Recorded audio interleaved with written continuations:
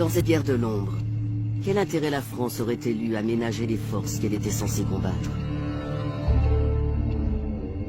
Les Français, à travers la firme Areva, exploitent les mines d'Arlit, qui sont à 300 km de la frontière malienne, en face du nord du Mali. Donc ça a été invoqué comme une des causes de l'intervention française parce que c'est une région sensible. Et en même temps, au sud d'Arlit, il y a d'énormes gisements inexploités d'uranium. Et du point de vue de la France, il y a la volonté de garder la main sur les ressources d'uranium qu'elle n'exploite pas pour le moment ou dont elle retarde l'exploitation, mais pour empêcher d'autres d'avoir accès à ces ressources.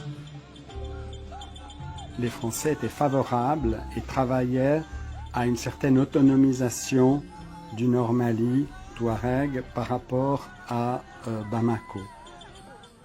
Pour forcer le Sud à accepter, à être plus docile au diktat de la France et dire au Nord, c'est grâce à nous que vous avez cette autonomie, donc on travaille la main dans la main. Donc c'est trouver dans ces deux partenaires des avantages.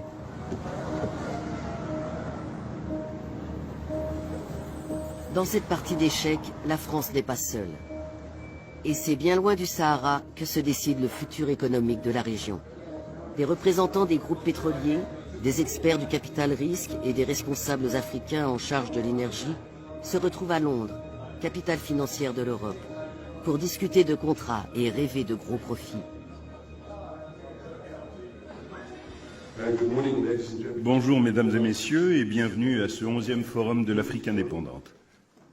Malgré le chaos, les guerres et les révolutions, l'intérêt des Occidentaux reste considérable pour ce qui pourrait être la plus grande réserve non exploitée de pétrole sur le continent. L'Eldorado du Sahel, le bassin de Taoudéni, qui s'étend de la Mauritanie à l'Algérie, couvrant le Nord Mali. Il existe des gisements en quantité non négligeable, mais dans une zone très vaste, peut-être plus grande que le Texas ou équivalente aux 2/3 de l'Europe. Il y a donc très peu de puits dans cette zone, en tout cas pas assez pour faire une estimation.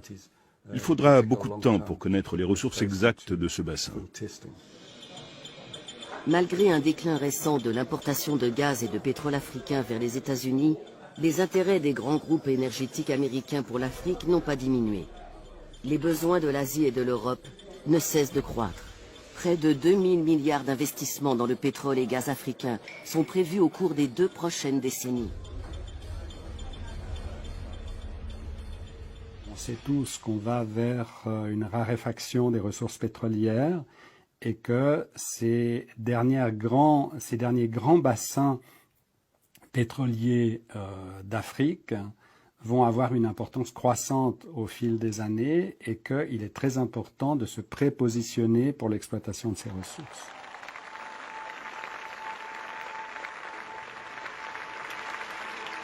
En mai 2014, Obama annonce qu'il va consacrer 5 milliards de dollars supplémentaires à la lutte contre le terrorisme mondial. But as we move to a train and advise mission in Afghanistan, our reduced presence there allows us to more effectively address emerging threats in the Middle East and North Africa. So earlier this year, I asked my national security team to develop a plan for a network of partnerships from South Asia to the Sahel.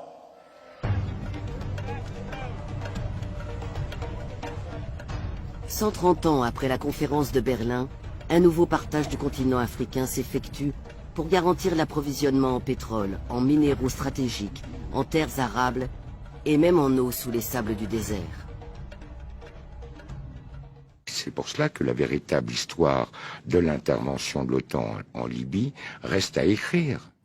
Mais elle découle de cette affaire non, mais pas du tout, parce que la France à elle seule ne pouvait pas mener cette intervention. Les Britanniques aussi y ont été associés. Il fallait qu'il y ait les États-Unis qui ont été associés, l'ensemble des pays de l'OTAN, même la Norvège y a été associée, le Qatar y a été associé, les Émirats Arabes Unis y ont été associés, l'Arabie Saoudite y a été associée. Mais vous avez été au cœur du système libyen, vous avez été au cœur de l'État libyen. Oui, mais je vais vous dire pourquoi.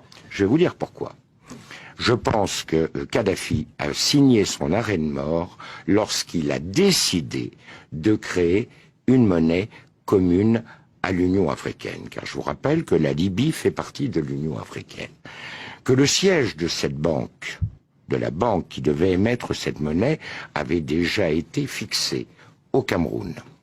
Je vous rappelle que dans le cadre du financement de cette banque, l'État libyen apportait 90% du capital requis, ce qui permettait ainsi à l'Union africaine de sortir des griffes, ou des pays membres de l'Union africaine, de sortir des griffes des bailleurs de fonds internationaux dont l'aide repose sur le dollar. Ça a été pour lui une erreur cardinale, car à partir du moment où il a pris cette décision... C'était en quelle année ? C'était en 2008-2009, car à partir du moment où il a pris cette décision, il a heurté de front les intérêts des États-Unis et du dollar américain. Et vous avez un deuxième élément. Du temps du régime, les compagnies pétrolières étaient strictement encadrées. Elles avaient des zones qui étaient exploitées, certes, mais elles avaient un quota de production qu'elles ne pouvaient pas dépasser. Il y avait des conditions financières extrêmement sévères. Prenez l'exemple de Total. Total devait reverser à l'État libyen plus de 85% du résultat de l'exploitation des zones pétrolières. À partir du moment où le régime tombait, eh bien, chaque compagnie a fait ce qu'elle a bien voulu faire.